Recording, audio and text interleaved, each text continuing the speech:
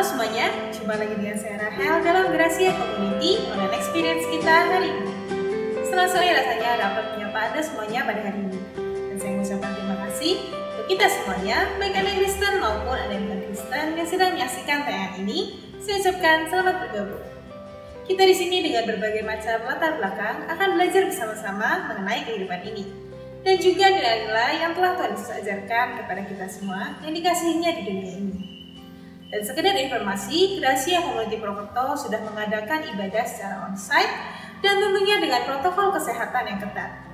Tujuannya adalah untuk mendukung program pemerintah dalam memutus rantai penyebaran virus COVID-19. Dan tentunya ini semua untuk kebaikan kita masing-masing. Di mana jadwal ibadah diadakan setiap hari Minggu dengan 2 kali ibadah, yaitu pukul 7 pagi dan 9 pagi. Dengan jumlah yang terbatas sehingga Bapak Ibu dipersilahkan untuk mendaftarkan diri terlebih dahulu kepada pengerja yang ada di gereja. Dan tentunya Bapak Ibu dalam kondisi yang sehat. Dan bagi Bapak Ibu yang tidak bisa menghadiri ibadah secara onsite, jangan khawatir. Kita masih tetap melayani Anda dalam ibadah online di YouTube channel Gracia Community Purwokerto setiap hari Jumat pukul 6:30 malam. Teman-teman, pernahkah Anda merasa Anda tidak seberuntung orang lain? Atau bahkan Anda sering mengalami kegagalan serta kekalahan yang membuat Anda berpikir bahwa Tuhan meninggalkan Anda, atau bahkan Anda sendiri yang meninggalkan Tuhan. Kita akan simak jawaban selengkapnya melalui khotbah yang akan dibawakan oleh Bapak Pendeta Rudi dari Cilacap. Namun sebelumnya, Ya Aro akan menyapa kita semuanya dan dilanjutkan dengan rekan saya Ruth beserta MN yang akan menyanyikan sebuah lagu. Jadi, jangan kemana-mana ya. Tetap stay di channel ini dan selamat menyaksikan. Yesus memberkati. It's okay to be not okay. Tidak apa-apa untuk tidak baik-baik saja sebenarnya. Cuman kita malah sering sekali dituntut untuk sempurna, untuk selalu baik-baik saja. Sehingga terkadang membuat kita menjadi denial dengan keadaan kita yang sedang tidak baik-baik saja. Dulu saya pernah merasa diri saya baik-baik saja. Sebagai anak muda masih sehat.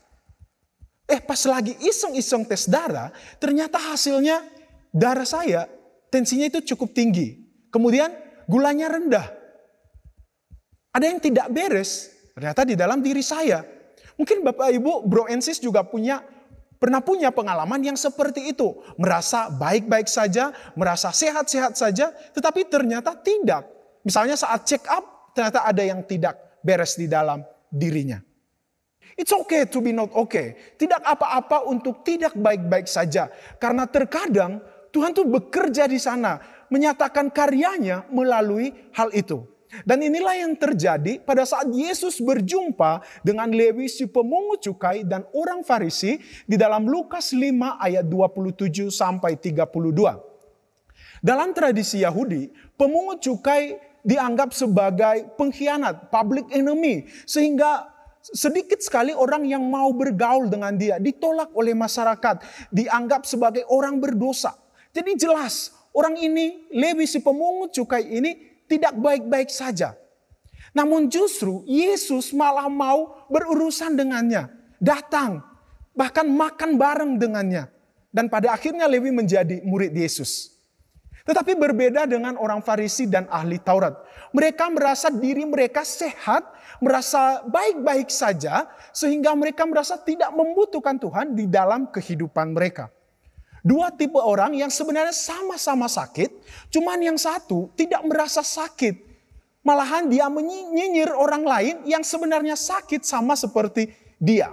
Sehingga Tuhan Yesus berkata, bukan orang sehat yang memerlukan tabib, tetapi orang sakit. Aku datang bukan untuk memanggil orang benar, tetapi orang berdosa supaya mereka bertobat. Mungkin kita pernah mendengar orang lain mengatakan kepada kita, Allah mengasihi kamu jika kamu hidupnya sempurna, jika kamu hidupnya suci, baik-baik saja. Namun justru sebaliknya, sampai kita mengaku kekacauan kita, barulah Yesus berurusan dengan kita. Dan itulah yang disaksikan oleh Alkitab kepada kita. Yesus berurusan dengan Lewi si pemungut cukai. Yesus berurusan dengan perempuan Samaria yang tidak baik. Yesus berurusan dengan Petrus yang menyangkal dia. Karena dia datang untuk orang sakit, untuk orang berdosa, bukan untuk orang yang menganggap dirinya baik, bukan untuk orang yang menganggap dirinya benar. Jadi ini pesannya malam hari ini untuk kita semua. It's okay to be not okay. Sebagai manusia yang punya emosi, kita bisa merasakan sukacita, tetapi kita juga bisa merasa sedih ketika hal yang terjadi adalah hal yang di luar kendali kita. Kita bisa merasa takut, tidak percaya, mengalami keraguan. Buat teman-teman generasi milenial, generasi sandwich yang harus bekerja untuk membiayai diri sendiri dan sekaligus juga harus menopang perekonomian keluarga. It's okay jika terkadang kamu merasa capek mengeluh di dalam keadaan yang seperti itu. Jika kamu harus menangis karena keadaan yang sedang kamu alami. Jangan denial dengan perasaan yang kamu alami. Mungkin itu memang perasaan yang sengaja Tuhan taruh dalam hati kita supaya kita tahu bahwa kita sedang tidak baik-baik saja dan butuh tabib untuk menyembuhkannya.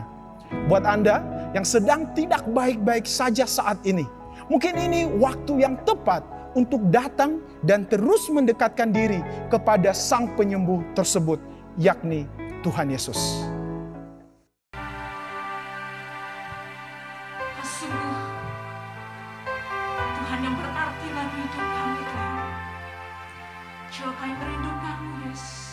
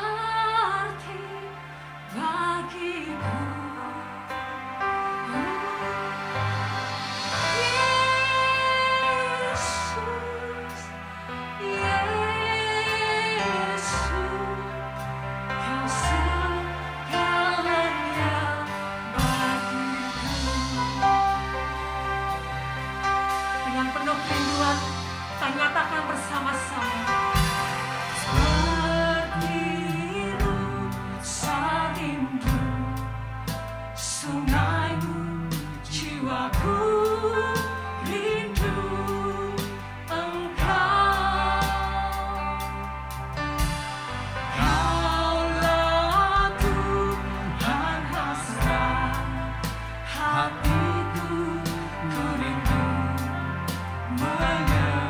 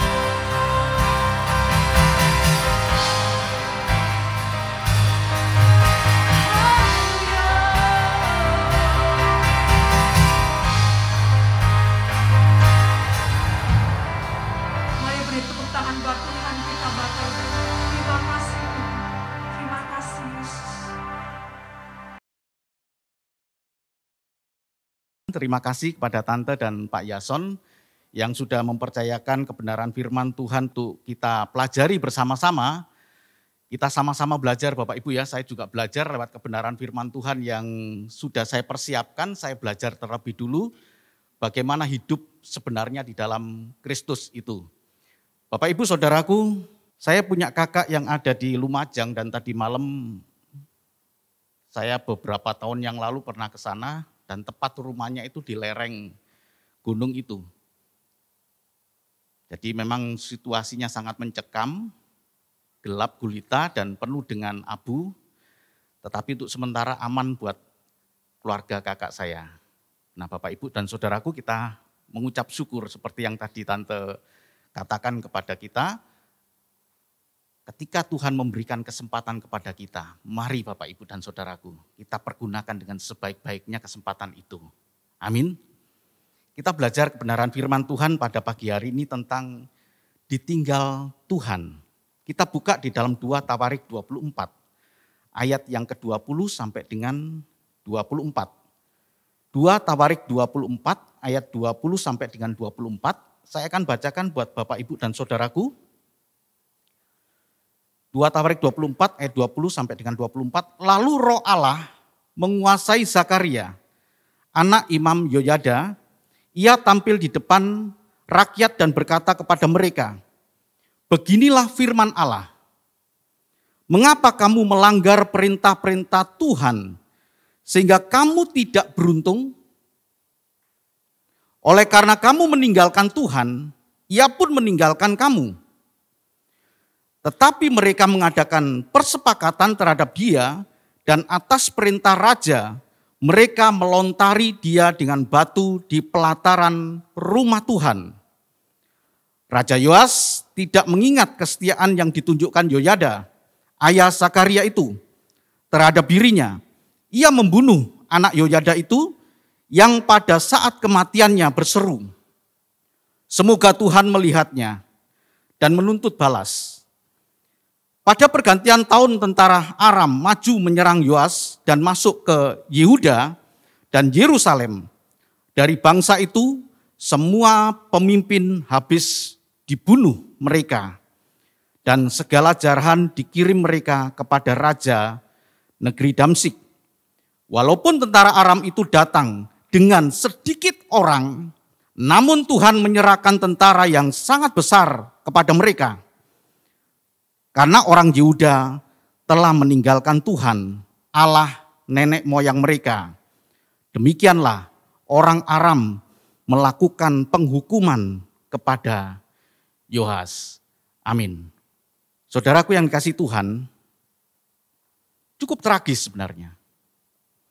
Karena kalau kita membaca di dalam ayat sebelumnya, yaitu di dalam ayat yang kedua, itu dikatakan bahwa Yoas, Raja Yehuda itu, yang memerintah pada tahun 835 sampai dengan 796 sebelum Masehi, awal hidupnya itu benar di mata Tuhan. Ayat 2 berkata, ia hidup benar di mata Tuhan. Tetapi hidup benar itu ada batas waktunya ternyata. Selama hidup Imam Yoyada, ayah dari Zakaria. Setelah itu berubah total dia.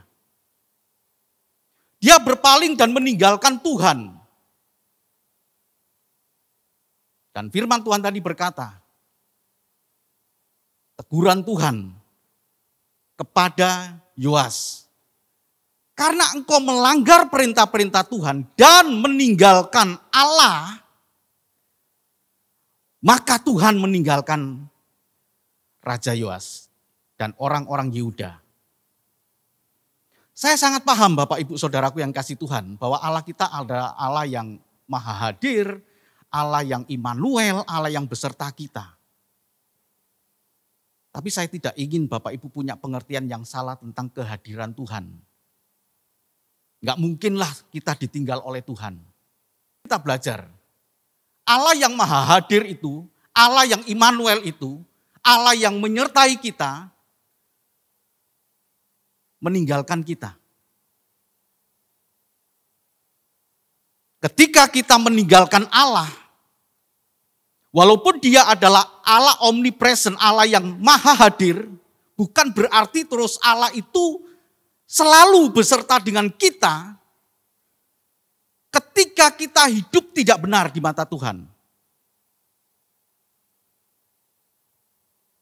Allah yang sama kan? Kan gak mungkin Allah berubah.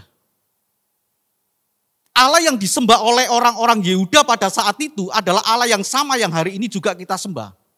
Dan mempunyai sifat yang sama. Memang Allah setia. Kesetiaan Allah digambarkan seperti seorang bapa yang menunggu anak bungsu yang hilang. Tapi apakah Allah bapa itu mencari anak yang hilang itu? Enggak. Dia tunggu. Begitu anak itu kembali, maka bapak itu kemudian lari dan menghampiri dia. Begitu kita meninggalkan Tuhan, Tuhan meninggalkan kita Bapak Ibu. Konsekuensinya hampir sama ini. Konsekuensinya sama. Yaitu, sehingga kamu tidak beruntung.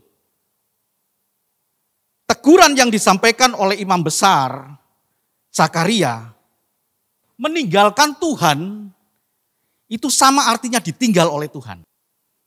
Cuma harus kita pelajari betul-betul ya. Jangan sampai kita punya pengertian bahwa ditinggal Tuhan, itu berarti bahwa segala kesukaran hidup kita ini karena kita ditinggal Tuhan. Ditinggal Tuhan pasti menyebabkan tidak beruntung. Ditinggal Tuhan, saya ulang Bapak Ibu ya, ditinggal Tuhan pasti menyebabkan kita tidak beruntung. Kekalahan ada di dalam kehidupan orang yang ditinggal Tuhan. Tapi bukan berarti segala kesusahan itu karena ditinggal Tuhan. Bulan yang lalu saya bersama dengan istri saya, memang sengaja saya ajak untuk datang ke teman kuliah saya, seorang peneliti, doktor di Balai Penelitian Tanaman Tropik, ya, Tropika, atau disingkat dengan Balitro di Bogor. Dia adalah anak Tuhan yang setia. Dia adalah anak Tuhan yang melayani Tuhan. Tapi dia katakan kepada saya sebelumnya, sebelum kami bertemu, sehingga saya ajak istri saya supaya mengetahui keadaan dari teman saya ini yang bernama Christine, seorang wanita.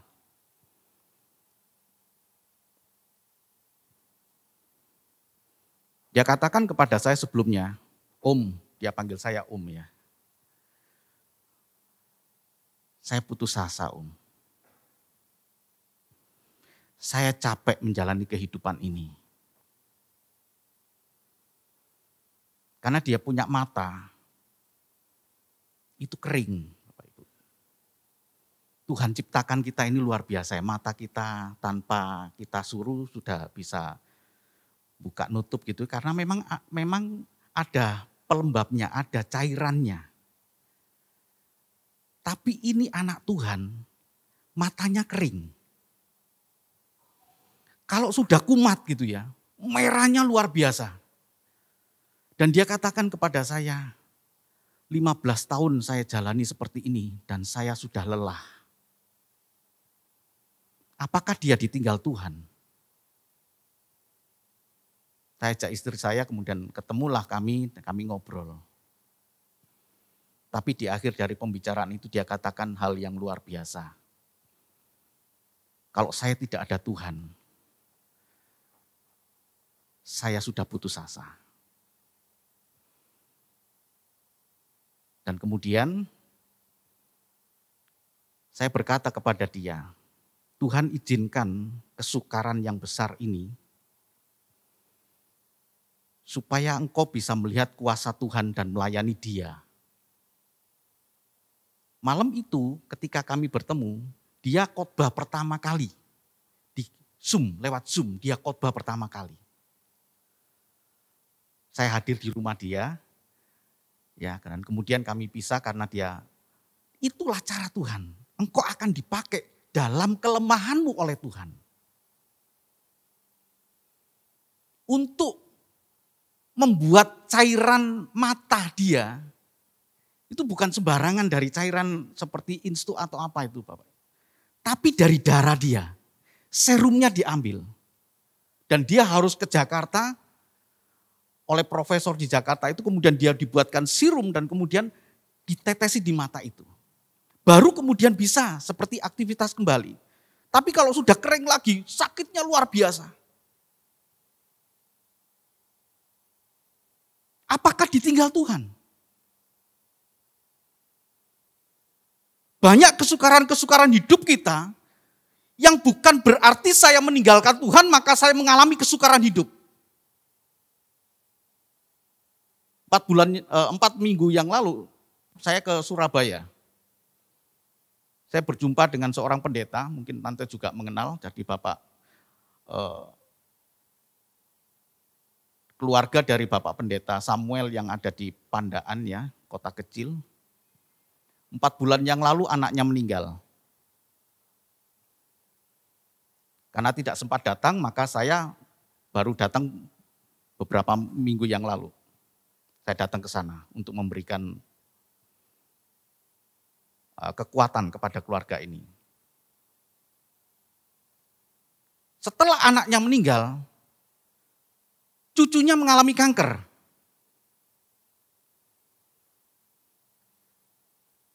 Dari tangan ini.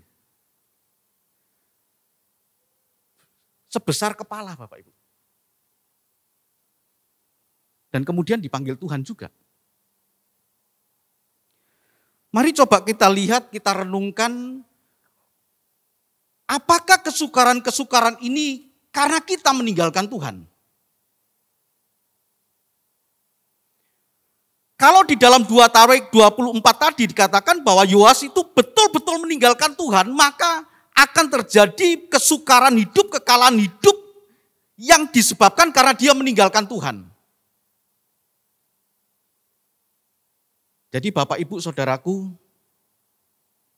ditinggal Tuhan bukan berarti Tuhan tidak hadir. Allah itu omnipresent, tetapi menunjukkan pada keadaan di mana tidak ada kebenaran, maka tidak ada campur tangan Tuhan. Pernah ngalami suami istri berdua, istri ada, tetapi seolah-olah suami karena berdua gitu ya, berdua, tapi seolah-olah suami tidak ada di situ. Jadi kalau orang meninggalkan Tuhan, orang yang hidup dalam tidak benar, bukan berarti Allah tidak hadir di dalam kehidupan dia, tetapi Allah tidak campur tangan dalam kehidupan dia. Jadi kenapa Yoas dan pasukannya itu mengalami kekalahan sekalipun dia diserang oleh orang Aram yang dalam jumlah yang sangat kecil sekali. Karena Allah tidak hadir di situ. Karena Allah tidak campur tangan dalam kehidupan dia. Jadi kalau pagi hari ini kita belajar mengenai keadaan ini, Bapak Ibu Saudaraku yang kasih Tuhan, maka menjadi satu peringatan dalam hidup kita, supaya betul-betul kita ini memegang teguh perintah-perintah Tuhan, hidup dalam kebenaran. Seandainya kita mengalami kesukaran dalam hidup, bukan berarti karena saya ditinggal Tuhan, tapi Tuhan sedang berencana dalam kehidupan kita. Amin.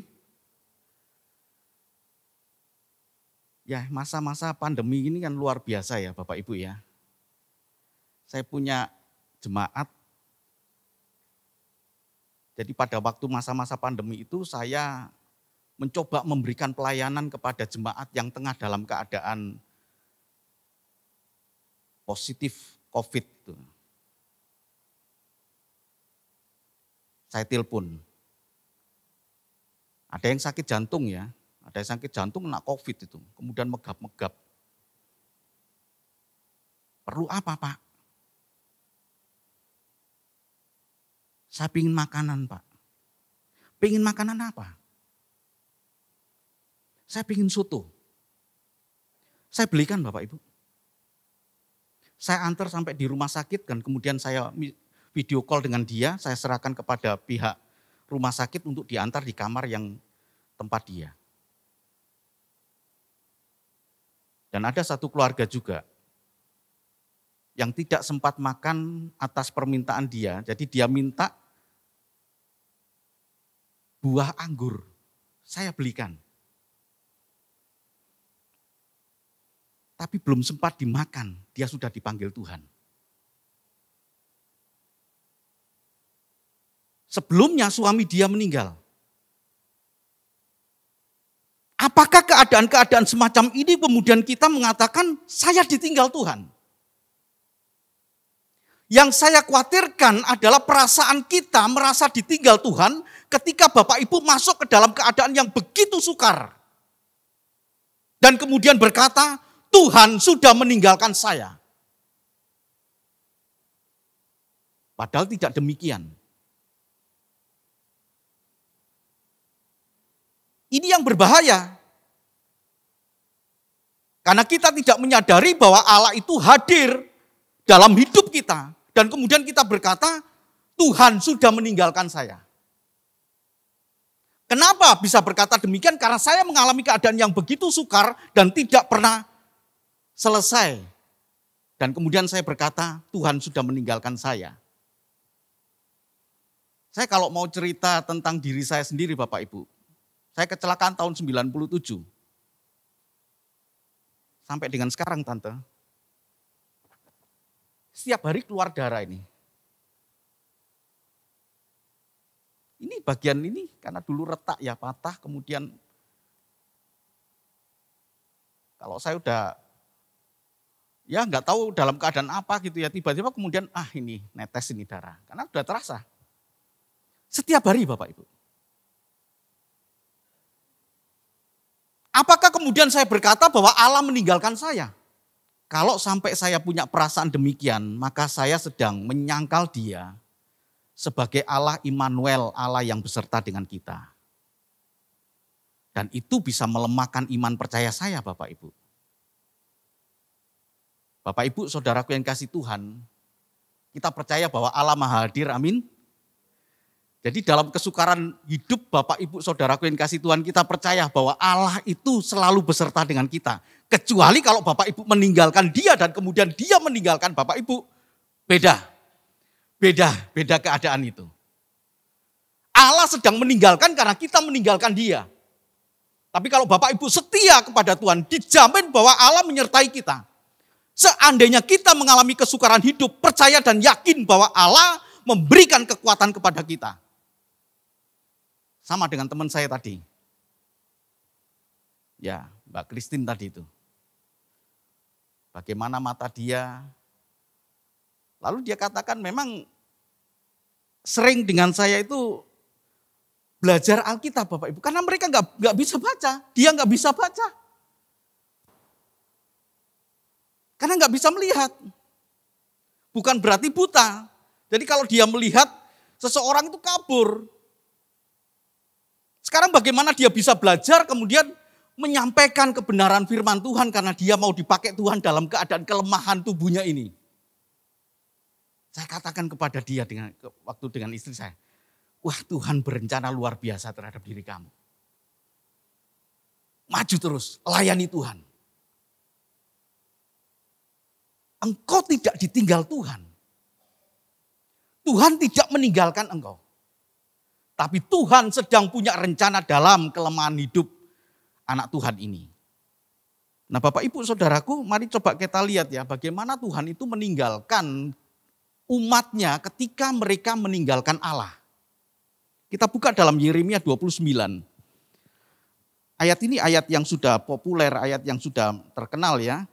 Yeremia 29 ayat yang ke-10 sampai dengan ayat yang ke-14. Saya bacakan.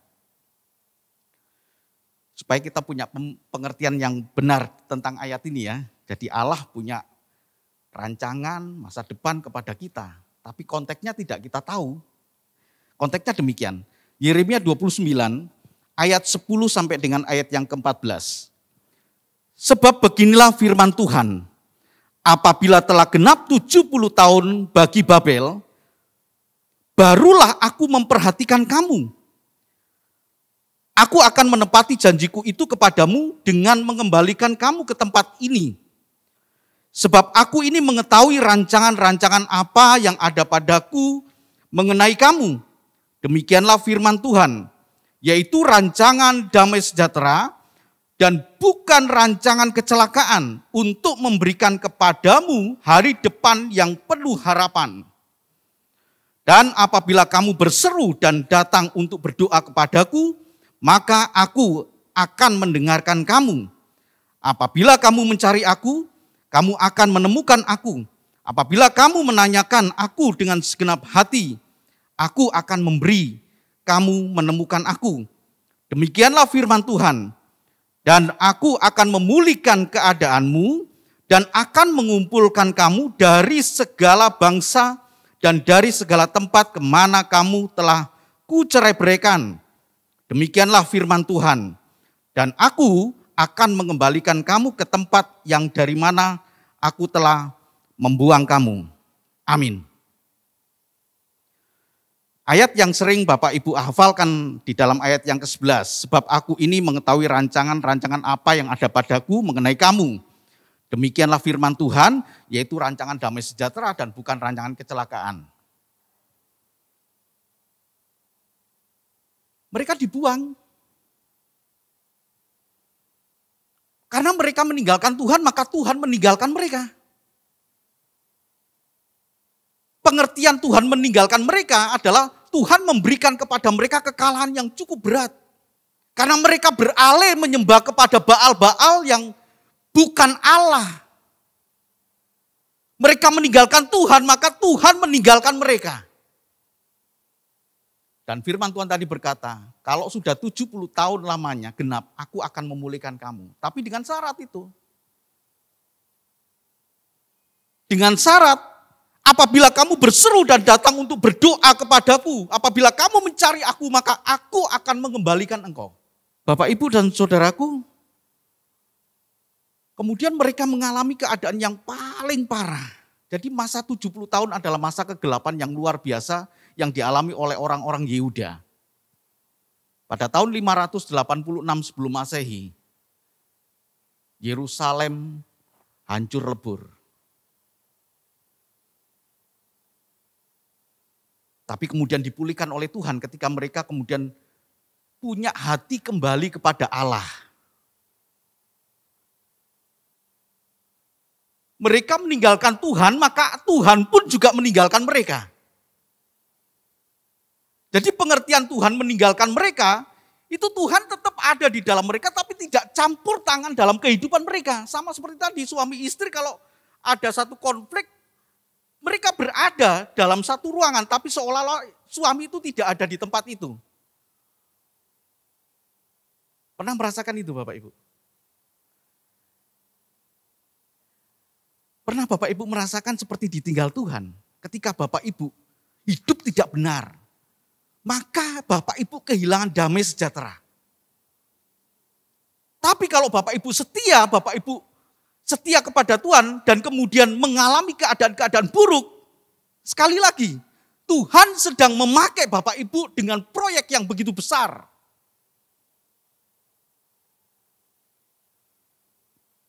Ditinggal Tuhan karena kita meninggalkan Tuhan. Yang perlu kita ingat adalah Allah itu pecemburu Bapak Ibu. Atau dalam bahasa aslinya itu Elkana. Hakikatnya adalah segala sesuatu yang menggantikan kedudukan Allah sebagai pribadi yang berhak menerima penghormatan, tapi kemudian penghormatan itu kita alihkan kepada yang lain. Sekarang yang paling menjadi musuh Allah, Bapak Ibu, itu adalah harta dunia ini. Bapak Ibu tidak meninggalkan Tuhan dalam pengertian, oh saya tetap Kristen. Tapi ketika Bapak Ibu punya keterikatan dengan duniawi yang begitu erat gitu ya. Bahkan merasa tidak punya damai sejahtera kalau tidak ada harta duniawi. Maka kita sedang meninggalkan Tuhan Bapak Ibu. Kita tidak seperti orang Yehuda yang menyembah Baal, tetapi kita sedang menyembah Mammon, menyembah harta duniawi. kita meninggalkan Tuhan. Seberapa banyak orang-orang percaya, orang-orang Kristen itu yang kehilangan damai sejahtera ketika harta duniawi itu tidak ada. Kita sedang memberikan penghormatan bukan kepada Allah tetapi kepada yang lain, kita alihkan. Jadi kita punya pemikiran, saya nggak meninggalkan Tuhan, saya tetap ke gereja. Betul, Bapak Ibu tetap ke gereja. Tapi hakikatnya ketika kita punya keterikatan dengan dunia yang begitu erat sekali, cinta dunia, Alkitab mengatakan cinta uang, kan nggak ada area abu-abu dalam kekristenan sekarang Bapak Ibu.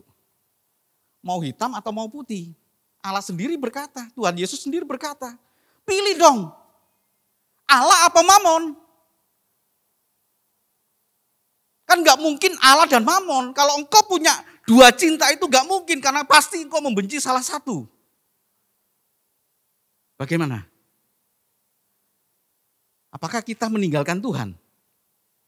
Ketika kita punya terikatan dengan dunia ini, cinta dengan dunia ini yang begitu erat sekali. Kita bisa berkata, haleluya, puji Tuhan, damai sejahtera. Wah, kita bersuka ketika segalanya ada. Tapi begitu segalanya tidak ada, kita mempertanyakan, Tuhan ada apa tidak? Dan kemudian kita kehilangan damai sejahtera. Maka sesungguhnya Bapak Ibu Saudaraku yang kasih Tuhan, saat itulah kita meninggalkan Tuhan. Jadi Allah yang cemburu itu, kenapa di dalam Alkitab diungkapkan pujilah Allah, sembah sujud kepada Allah, tunduk dan hormat kepada Allah, tinggikan namanya. Bahkan di dalam Kolose 3 ayat 23 itu berkata, lakukanlah segala sesuatu seperti untuk Tuhan. Supaya kita tidak meninggalkan Tuhan. Saya sangat mengerti Bapak Ibu, tidak ada orang Kristen yang menyembah berhala. Dalam pengertian seperti yang dilakukan oleh orang-orang Yehuda. Tapi penyembahan berhala kita yang meninggalkan Tuhan ketika kita punya keterikatan dan cinta kepada dunia ini. Saat itulah kita meninggalkan Tuhan. Jadi kalau di dalam, terutama dalam Mazmur Bapak Ibu ya, begitu banyak Mazmur mengatakan tentang hal ini. Pujilah Allah, sembahlah Allah, hormat Allah, tunduklah kepada Allah. Kenapa? Karena ingin membentuk kita menjadi satu pribadi yang betul-betul melekat dengan Tuhan supaya kita tidak meninggalkan Tuhan. Konsekuensinya kalau saya meninggalkan Tuhan, Tuhan meninggalkan kita. Saya ulang di bagian awal tadi, saya sangat paham bahwa Allah itu Immanuel, Allah yang beserta dengan kita. Maka kemudian Bapak Ibu berkata, tidak mungkin Tuhan meninggalkan saya karena Allah beserta dengan kita. Tapi kalau pola hidup kita punya keterikatan dengan dunia, Allah meninggalkan kita karena kita meninggalkan Dia. Jadi kalau Bapak Ibu diberkati Tuhan, jangan sampai hati kita itu melekat pada harta itu. Firman Tuhan berkata, di mana hartamu berada, di situ hatimu berada. Jadi taruh harta itu di mana? Di surga. Caranya bagaimana? Segala yang dipercayakan oleh Tuhan dengan segala berkat-berkat Tuhan itu, bukanlah membuat kita kehilangan kehormatan kepada Allah. Justru itu Tuhan akan tuntut jauh lebih besar ketika kita dipercaya oleh Tuhan dengan segala fasilitas hidup kita ini. Tuhan akan tuntut jauh lebih besar daripada mereka yang tidak mempunyai atau lebih kekurangan. Artinya ada tanggung jawab yang besar di situ. Jadi kalau kita berkata saya tidak meninggalkan Tuhan tetapi punya kecintaan dengan dunia, hari itu juga kita sedang bercinta dengan dunia dan meninggalkan Allah. Bapak Ibu Saudaraku, di akhir dari kebenaran firman Tuhan yang saya sampaikan ini, ada pesan yang perlu kita renungkan. Meninggalkan Allah adalah tindakan untuk menciptakan keadaan ditinggal Tuhan. Kita yang menciptakan Bapak Ibu. Tetapi Tuhan itu adalah Allah yang setia. Amin. Amin Bapak Ibu. Pada waktu kita merasakan kekalahan karena kita meninggalkan Tuhan dan Tuhan meninggalkan kita, bukan berarti kemudian habis segalanya. Ada kesempatan yang Tuhan berikan kepada kita. Sama seperti anak bungsu yang hilang, meninggalkan bapaknya untuk kesenangan pribadinya. Maka pada saat itulah dia mengalami kehidupan yang hina. Bahkan makan makanan babi pun dia tidak bisa. Betapa hinanya. Dan kemudian dia ingat dan berkata, di rumah Bapa ada banyak makanan. Maka aku akan balik ke sana, pulang ke sana dan mengaku, Bapa, aku telah berdosa kepadamu, aku tidak layak disebut sebagai anakmu. Maka pada saat itulah kemudian anak bungsu ini pulang.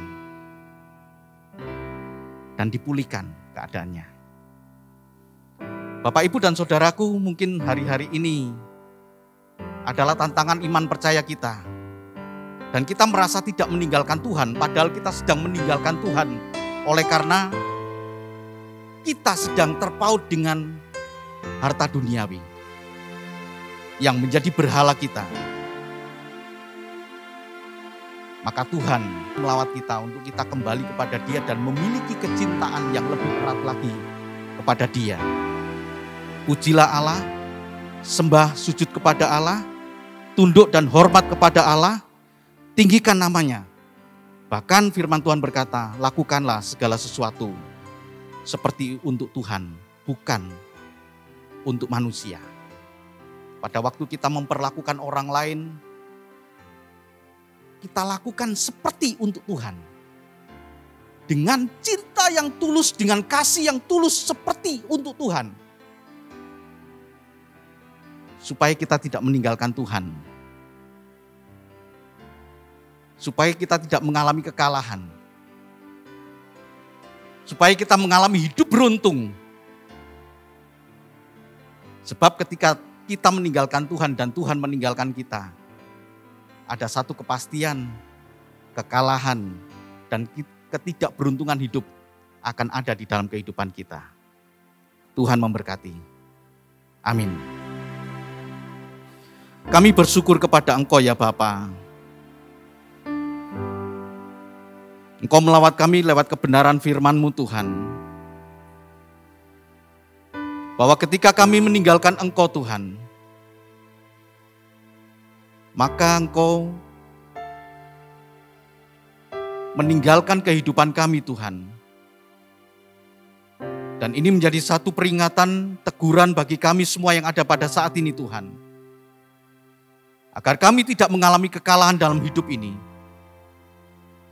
Agar kemenangan ada dalam kehidupan kami oleh karena Engkau campur tangan Tuhan dalam kehidupan kami ini Tuhan.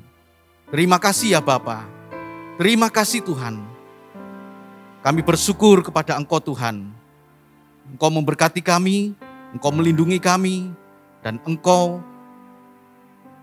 yang memberikan damai sejahtera dalam kehidupan kami sehingga kami kuat dalam menanggung segala persoalan kehidupan kami ini Tuhan. Jika sebentar ya Bapa kami akan meninggalkan tempat ini, kami bukan pulang dengan tangan yang kosong, tapi kami pulang dengan membawa sukacita, dengan membawa berkat-berkat-Mu. Bapak, Ibu, dan saudaraku yang kasih Tuhan, terimalah berkat dan anugerah dari Allah Bapa di surga.